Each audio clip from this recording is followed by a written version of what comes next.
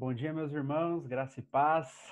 Com grande alegria que juntos podemos estar aqui mais uma vez, mesmo que não pessoalmente, mas graças a Deus por esses meios que nos permitem estar virtualmente juntos para aprendermos mais sobre a palavra de Deus, para aprendermos sobre o seu caráter, os seus atributos.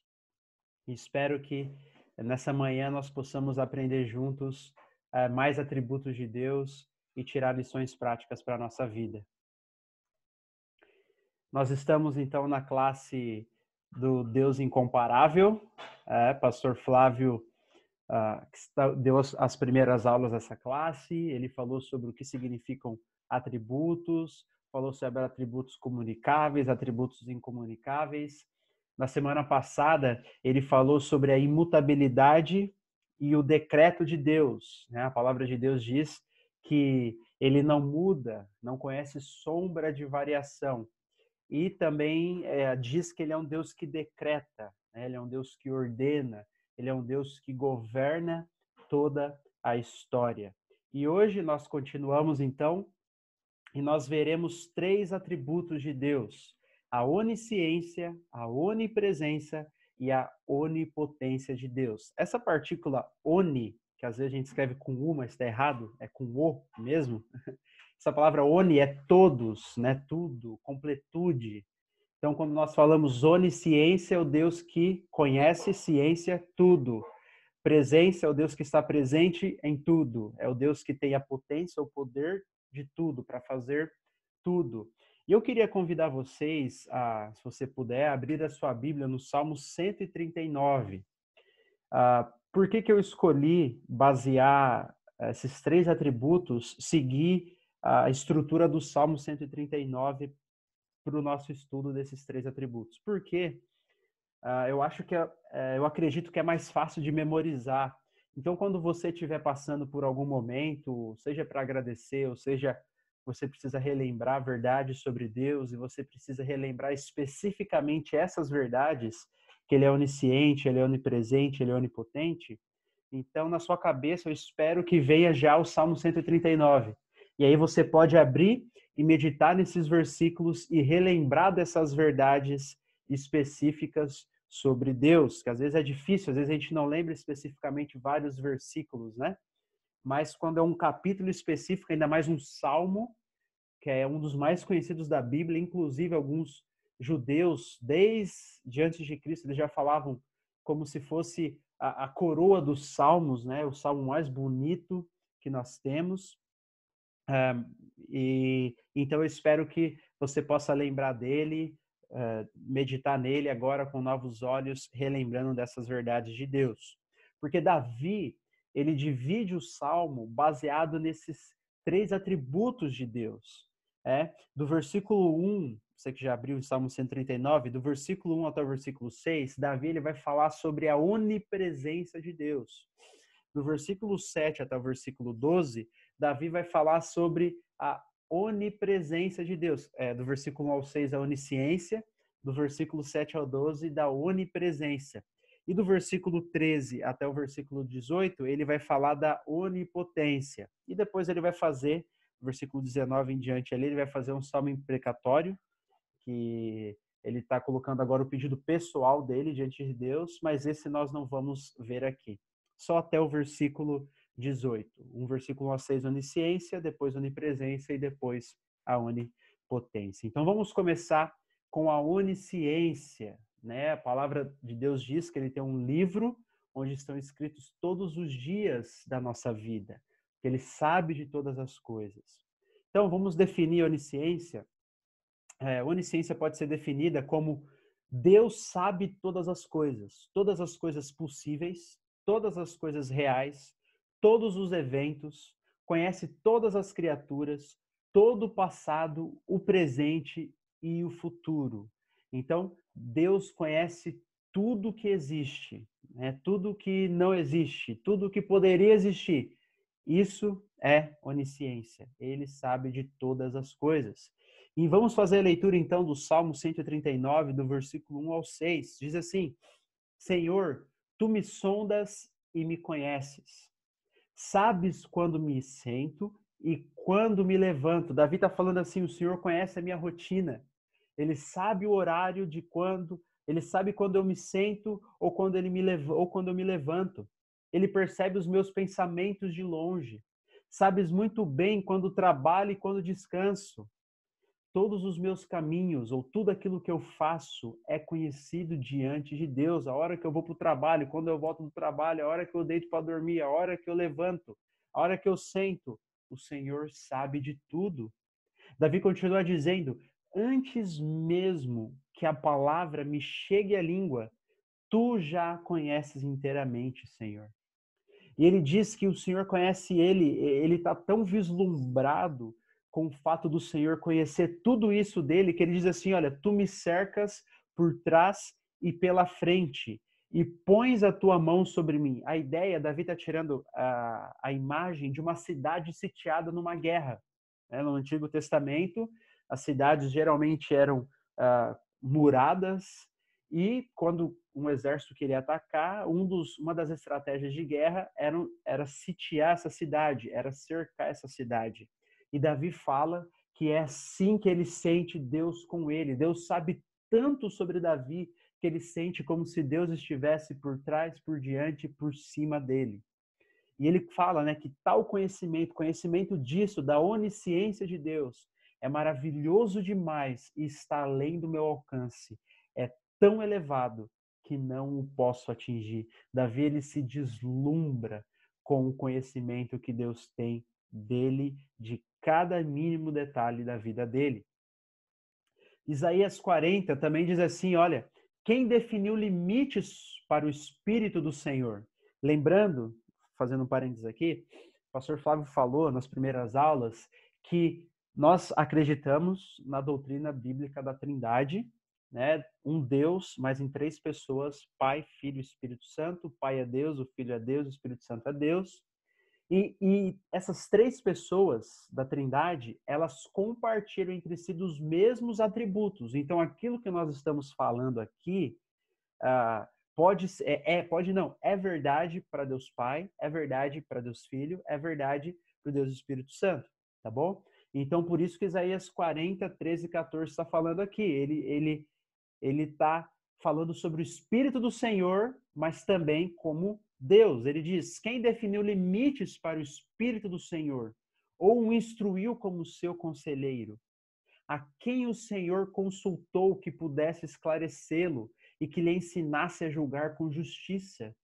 Quem lhe ensinou o conhecimento ou lhe aponta o caminho da sabedoria? O ponto de Isaías é: quem instruiu Deus? Quem pode falar para Deus, Senhor, o Senhor deveria ter feito desse jeito e não de outro jeito? Quem é que pode fazer isso? Ninguém. Quem que ensinou justiça para Deus para falar que ele é injusto? Por acaso Deus é injusto? Quem que ensinou justiça para ele? Ninguém. Porque ele é o Deus que conhece todas as coisas. Se ele conhece todas as coisas de maneira perfeita, ele não pode aprender nada. Ele não conhece mais nem menos.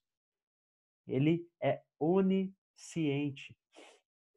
No Novo Testamento nós também vemos essa verdade. Jesus diz: não se vendem 2 pardais por uma moedinha. Ele está pegando dos animais que mais eram desvalorizados, né? Por uma moedinha você comprava 2 pardais. Ele diz que, contudo, nenhum deles cai no chão sem o consentimento do Pai de vocês. Nenhum daqueles pardaizinhos que são tão desvalorizados aos nossos olhos cai no chão sem que Deus o saiba e sem que Deus consinta com isso. Até os cabelos da cabeça de vocês estão contados. Deus sabe, inclusive, quantos fios de cabelo nós temos na nossa cabeça e quantos também estão faltando para alguns. Portanto, não tenham medo. Vocês valem mais que muitos pardais. Cristo está convidando nós, os seus seguidores, a descansarem, sabendo que Deus sabe de todas as coisas. Então, esse é um dos remédios para nossa ansiedade. Quando nós estamos lutando contra a ansiedade, você pode abrir esse salmo de novo e relembrar disso, que Deus sabe todas as coisas, que Ele conhece, Ele sabe o número de cabelos na minha cabeça, Ele sabe quando um pardalzinho cai ou não.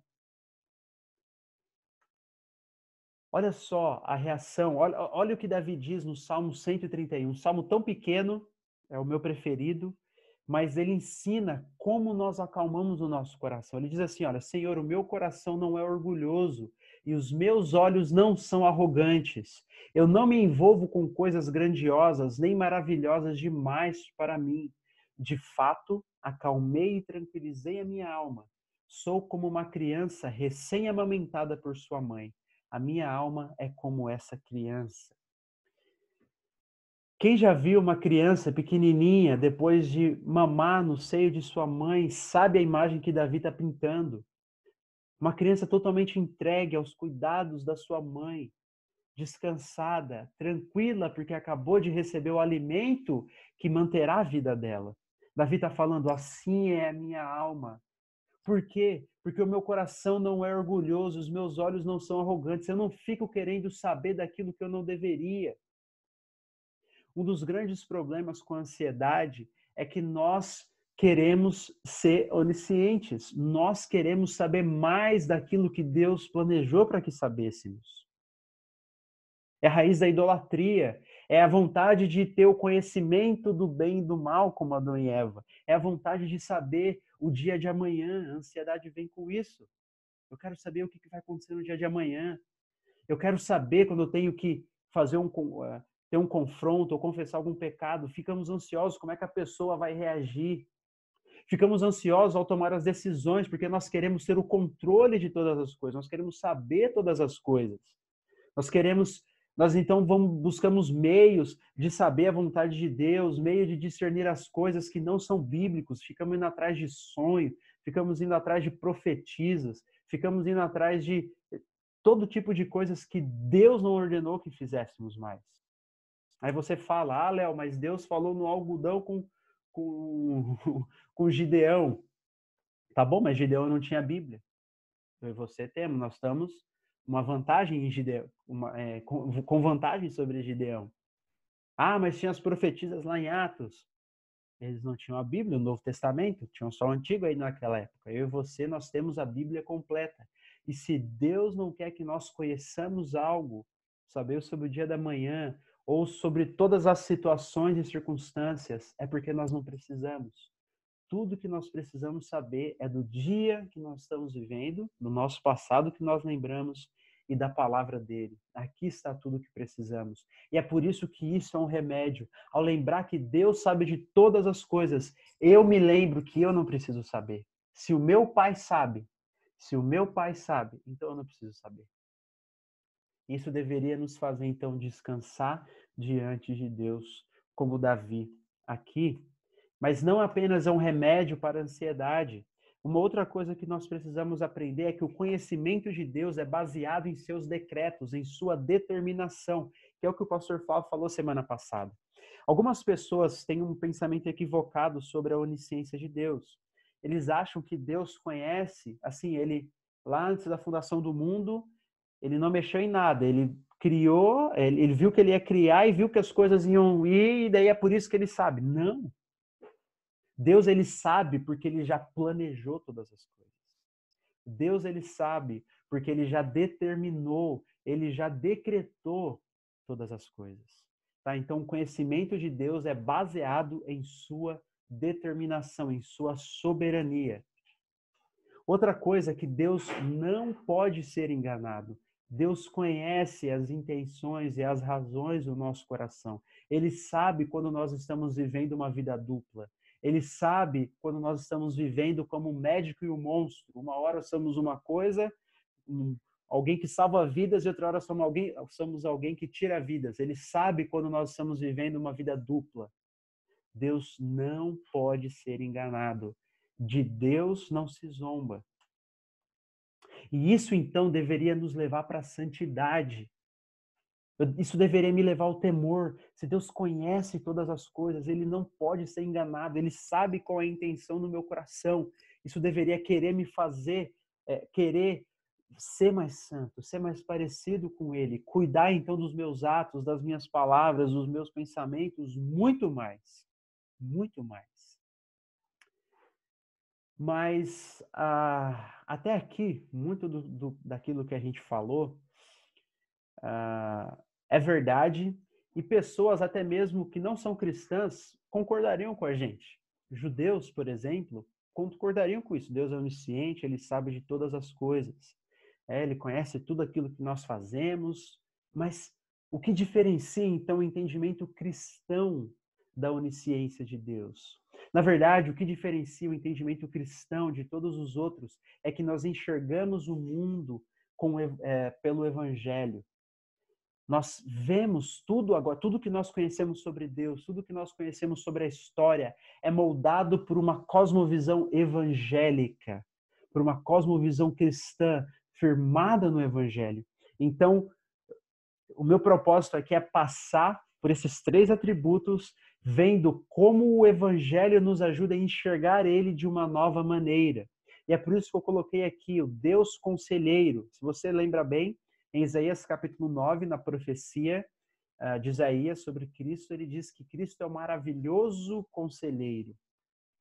Ele é o nosso conselheiro. E no tempo de Isaías, o que ele quis dizer com maravilhoso conselheiro é aquele que é sábio. Aquele que é sábio acima de todos, acima de todas as coisas. E por que Deus é sábio acima de todas as coisas? Por que Cristo é sábio acima de todas as coisas? Porque ele é onisciente. Ele conhece todas as coisas. Então, e como que nós enxergamos, então, esses atributos pelo Evangelho? Enxergando através de Cristo. Enxergando através da vida, da obra de Cristo. Então, Cristo, ele é a representação máxima da onisciência de Deus. Hebreus vai dizer que Cristo é a expressão exata do ser de Deus. Ele é a revelação última do ser de Deus. Em Cristo habita toda a plenitude da divindade. Então, Cristo é a representação máxima para nós da onisciência de Deus. Por exemplo, nós lembramos bem do texto em que Cristo está confrontando Pedro, está restaurando Pedro. Depois que Pedro nega, Cristo ressuscita, e então vai falar com Pedro, ele diz assim, diz o texto que pela 3ª vez, Jesus perguntou para Pedro, Simão, filho de João, tu me amas? Você me ama? Pedro ficou magoado por Jesus lhe ter perguntado pela 3ª vez, você me ama? Ele disse, Senhor, tu sabes de todas as coisas e sabes que te amo. Então, Cristo é a representação máxima da onisciência de Deus. E nós podemos descansar então, porque Deus sabe tudo sobre nós.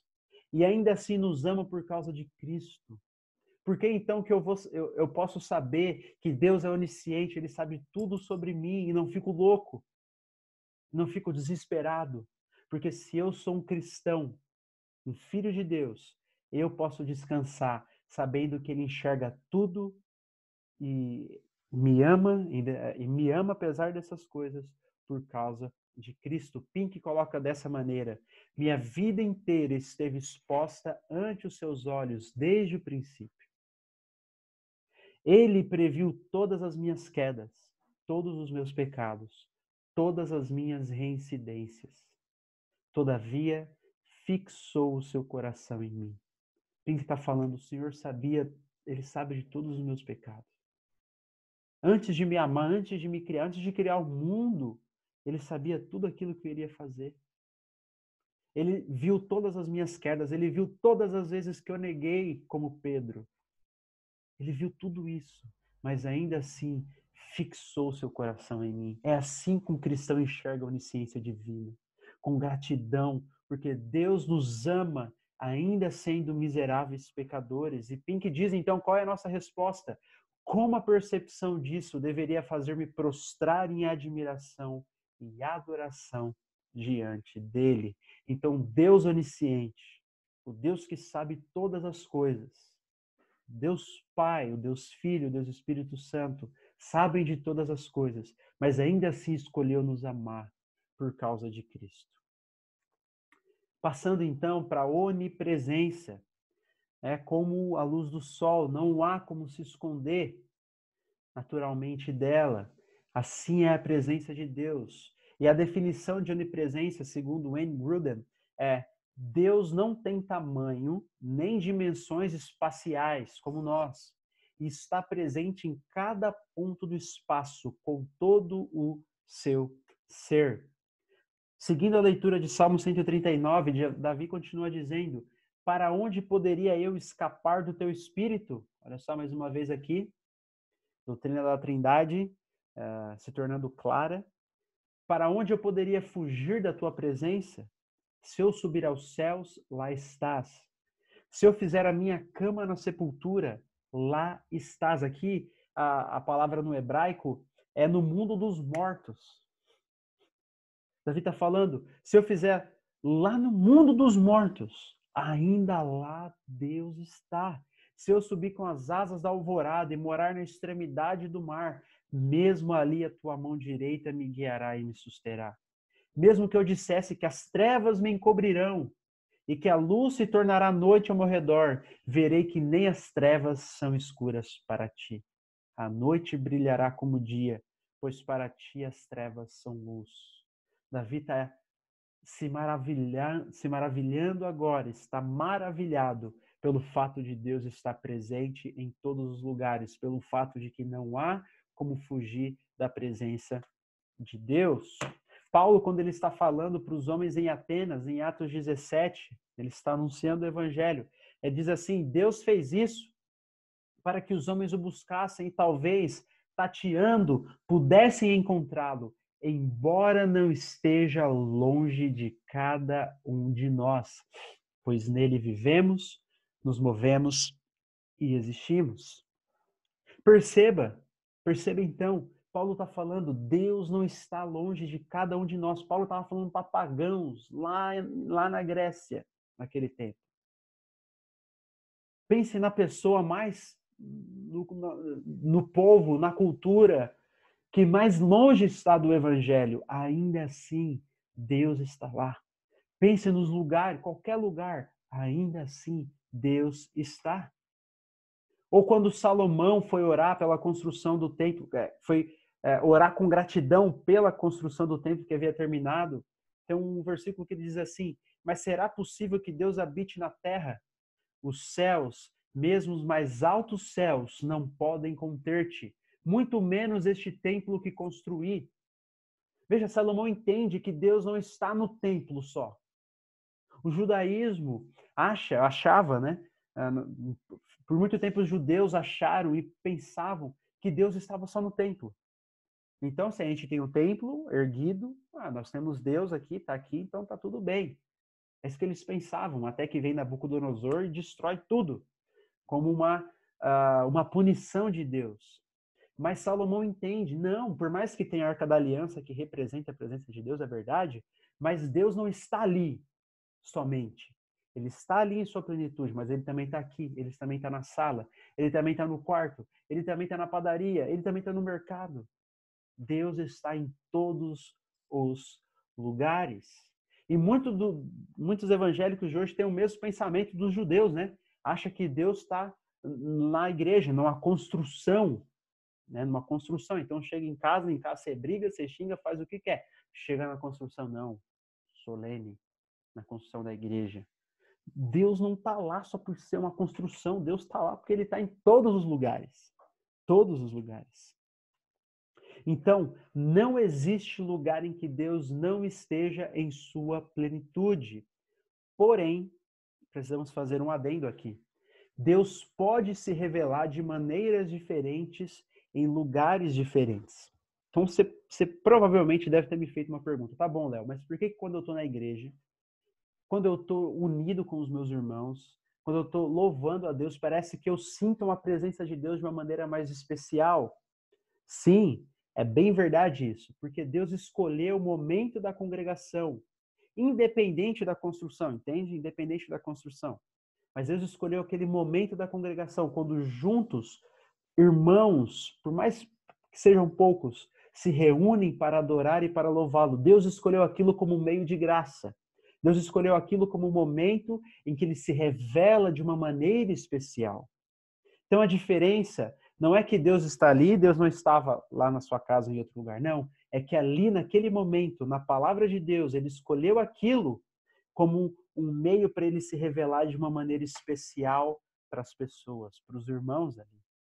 Então, Deus, ele pode se revelar de maneiras diferentes, em lugares diferentes, e dar vislumbres dessa presença dele em proporções diferentes, digamos assim.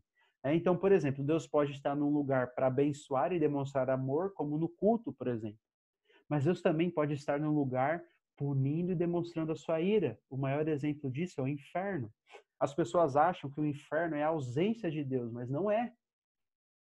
Se Deus é onipresente, ele está em todos os lugares.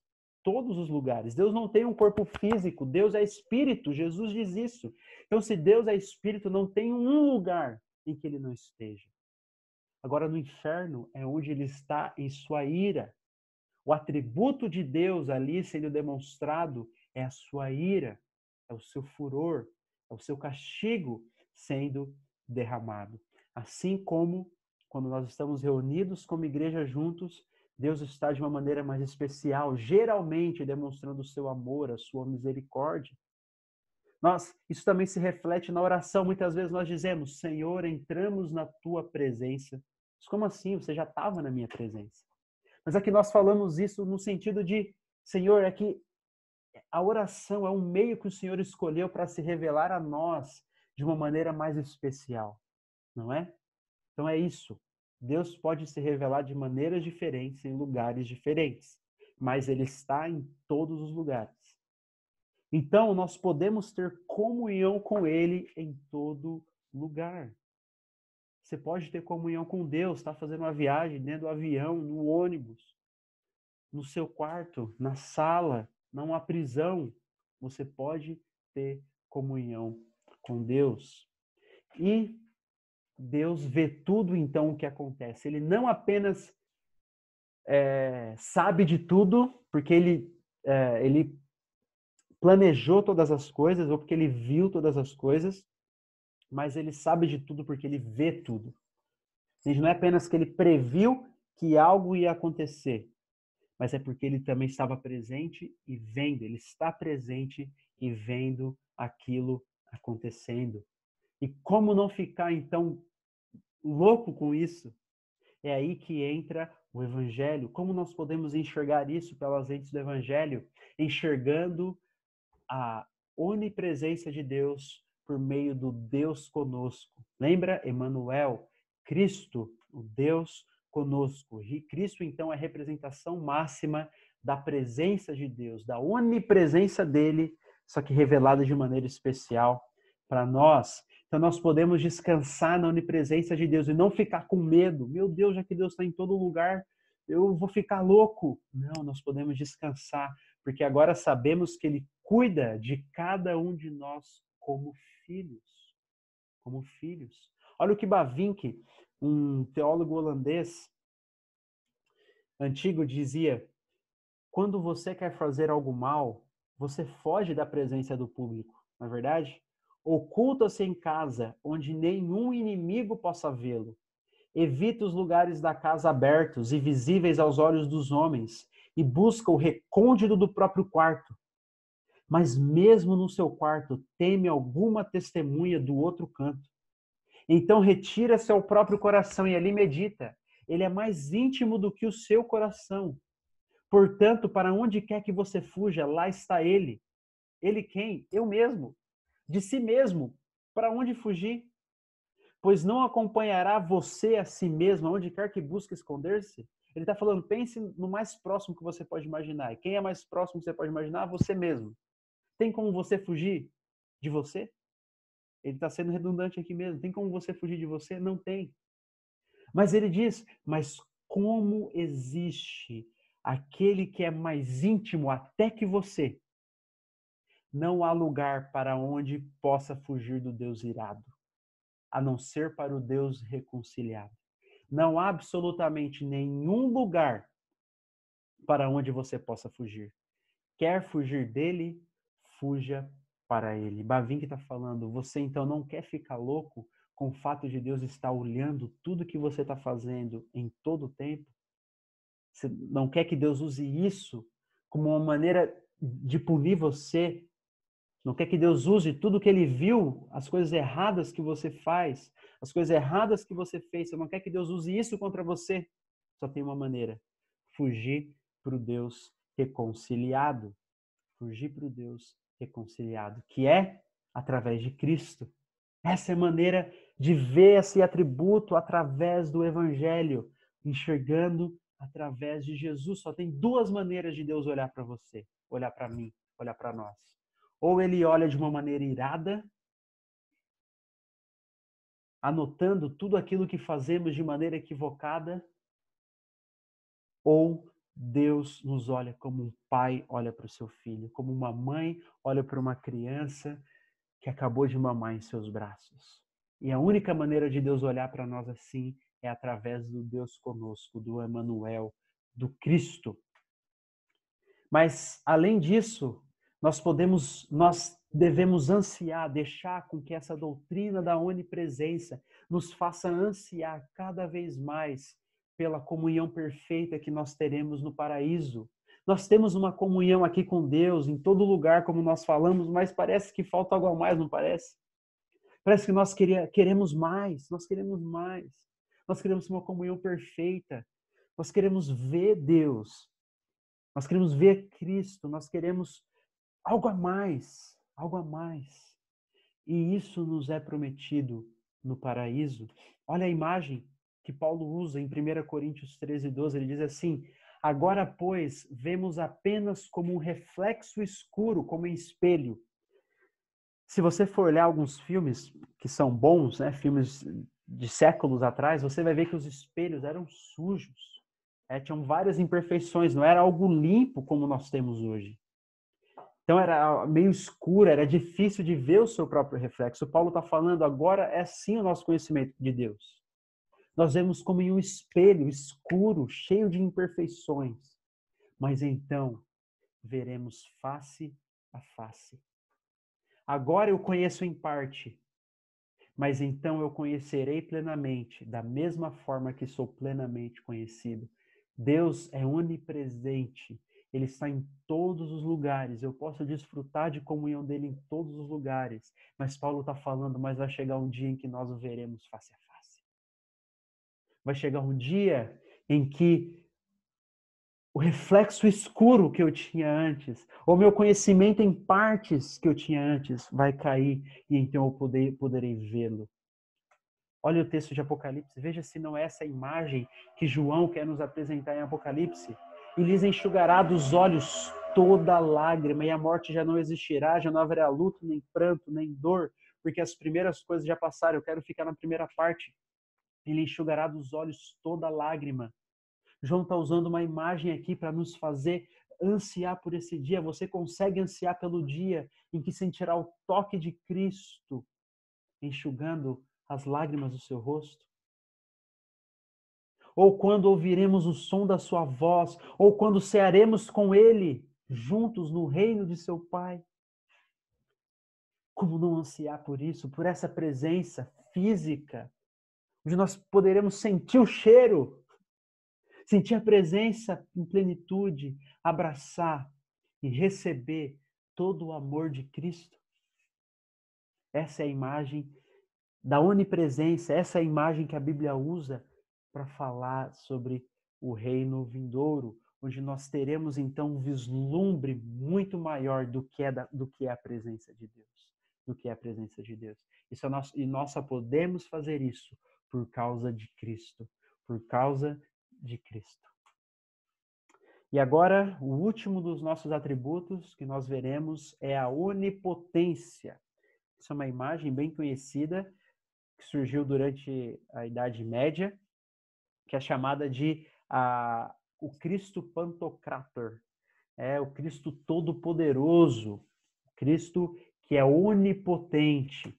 E nós podemos definir onipotência como capacidade e força pela qual ele, Deus, Trindade, Pai, Filho e Espírito Santo, pode realizar tudo que lhe agrade, tudo que a sua sabedoria dirija e tudo que a infinita pureza de sua vontade resolva.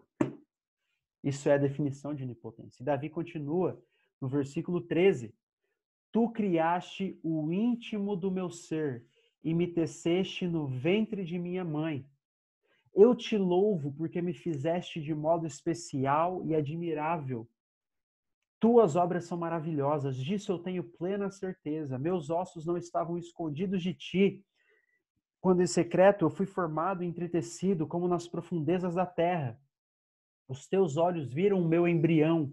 Todos os dias determinados para mim foram escritos no teu livro antes de qualquer deles existir. Aqui, sobre a determinação que nós falamos antes. Como são preciosos para mim os teus pensamentos, ó Deus. Como é grande a soma deles. Se eu os contassem, seriam mais do que os grãos de areia. Se terminasse de contá-los, eu ainda estaria contigo. Então, Davi aqui, ele está meditando sobre o grande poder de Deus, principalmente no fato de que Deus foi quem formou Davi. Deus foi quem fez Davi lá no ventre da mãe dele. A minha esposa está grávida e é sempre um lembrete para mim quando a gente vê a nossa filha chutando a barriga dela ou quando vemos as transformações, a barriga crescendo, de que Deus está ali formando ela. Deus está ali trabalhando na vida dela. Isso nos leva a nos maravilharmos. É isso que está levando a Davi a se maravilhar com o poder de Deus. Ele tem tanto poder que desde a nossa concepção, ele trabalha com o seu poder nas nossas vidas. Olha o que Daniel 4, 34, 35 vai dizer aqui da voz de Nabucodonosor. Nabucodonosor está dizendo que o domínio de Deus é um domínio eterno, o seu reino dura de geração em geração. Todos os povos da terra são como nada diante dele. Ele age como lhe agrada, com os exércitos dos céus e com os habitantes da terra. Ninguém é capaz de resistir à sua mão, nem de dizer-lhe o que fizeste, o que fazes.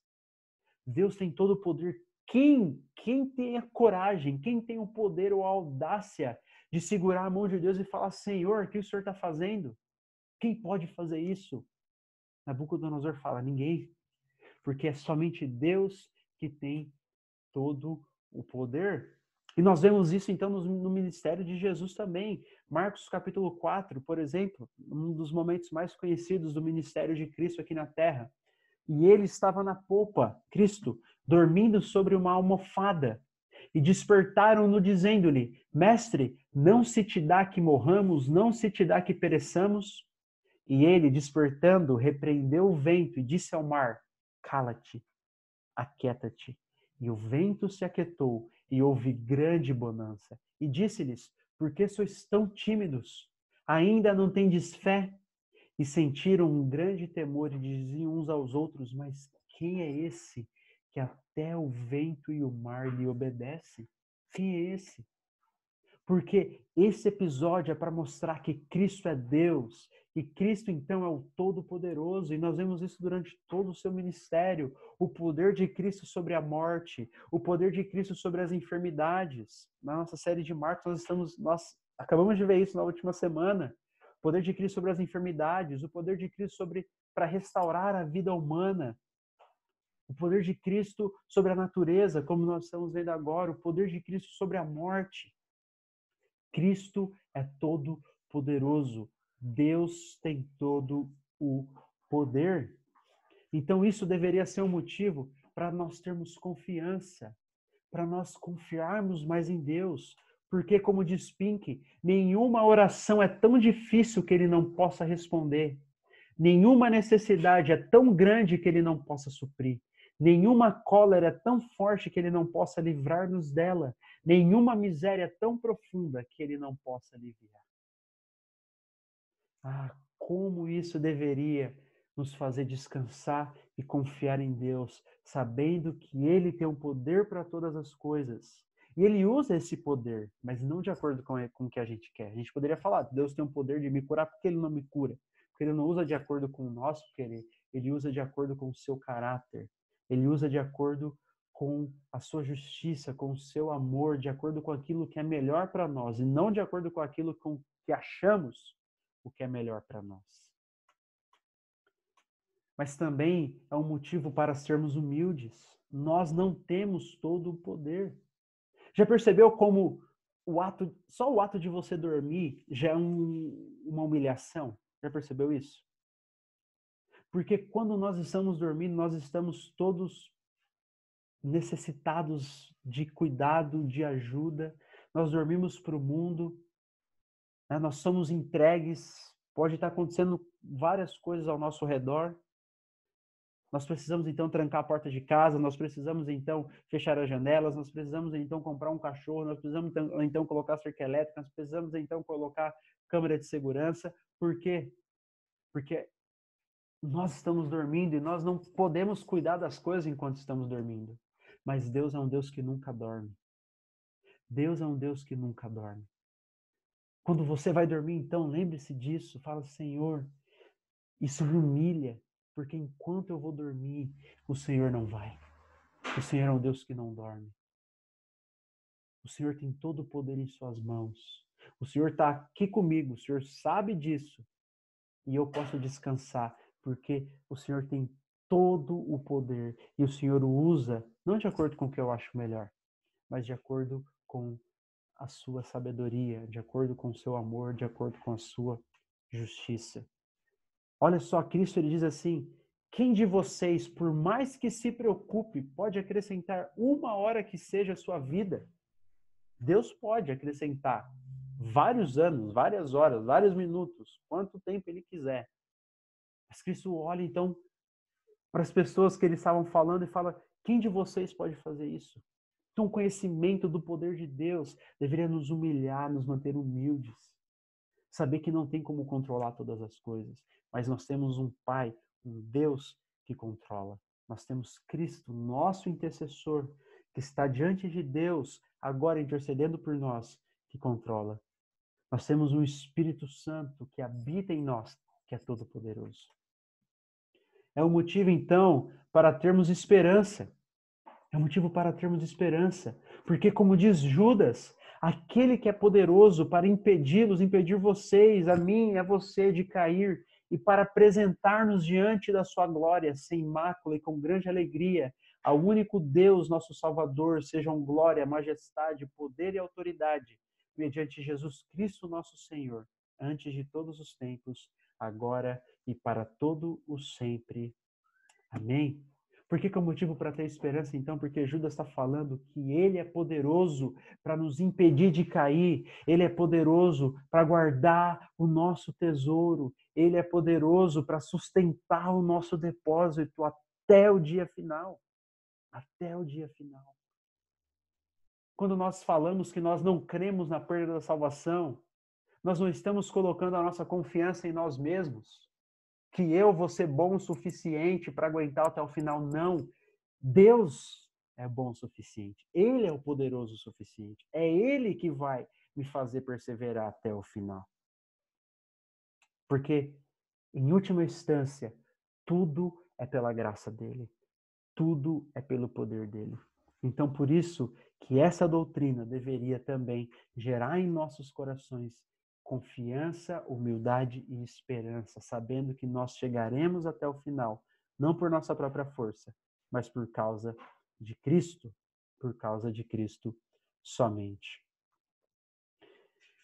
Eu queria então terminar com pequenas aplicações para que nós possamos lembrar disso e tentar aplicar isso nas nossas vidas diárias. A primeira é que isso possa te levar a adorar a Deus. Quando você estiver, então, fazendo as suas orações, que você possa adorar a Deus por causa desses atributos, lançando-lhe palavras de gratidão, palavras de alegria, palavras de reconhecimento de quem Ele é, que o fato dele ser um Deus que conhece todas as coisas, que está em todos os lugares e que tem todo o poder, possa gerar em nossos corações, então, adoração e gratidão a Deus e um sentimento de cuidado e amor dele por nós. E a segunda aplicação que eu queria falar aqui é que lembre-se de Cristo. Ao olhar para todos esses atributos de Deus, lembre-se do Evangelho, porque senão nós vamos ficar loucos. Sem Deus, para o homem ímpio, sem Cristo, esses atributos são motivos de terror, São motivos de medo constante. Porque Deus sabe tudo que eles estão fazendo, Deus está vendo tudo que ele está fazendo, ele é poderoso para puni-los no último dia e durante a vida também. Então, é somente com o Deus conselheiro, é com Cristo que nós podemos saber que Deus não vai usar o conhecimento completo que ele tem das nossas vidas para nos punir. É somente através de Cristo que eu posso ter a certeza que Deus, ele é comigo e que ele não vai usar da sua onipresença de estar aqui agora nesse momento para derramar sua ira sobre mim.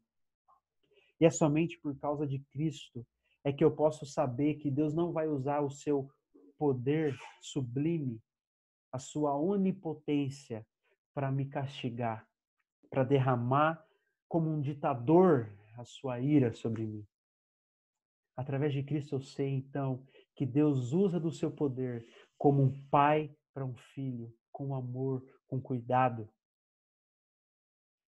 Então, deixa que Cristo possa ser, então, mudar a sua mente, mudar a maneira como você enxerga esses atributos de Deus, para que você possa não viver, então, agora com medo, com temor, sim, mas sabendo que, então, esse Deus que é onisciente, que é onipresente, que é onipotente, ele é um Deus que cuida de nós, ele é um Deus que nos tem como filhos, que nos fez seus filhos, e agora ele dirige a nossa história, como Davi, desde a nossa concepção, ele dirige a nossa história, então, para que possamos ser transformados à imagem de Cristo.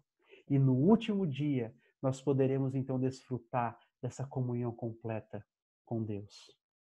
Então, que essas verdades possam reverberar no seu coração, possam aquecer o seu coração e que possam transformar a maneira como você enxerga a sua vida e o seu dia a dia e o próprio Deus. Que Deus abençoe. Lembre-se de responder os formulários. Qualquer dúvida que você tiver, você pode procurar a mim, pode procurar o pastor Flávio, pode procurar o pastor Rafael, tá bom? E esperamos que Deus possa abençoar a sua semana. Até mais, meus irmãos.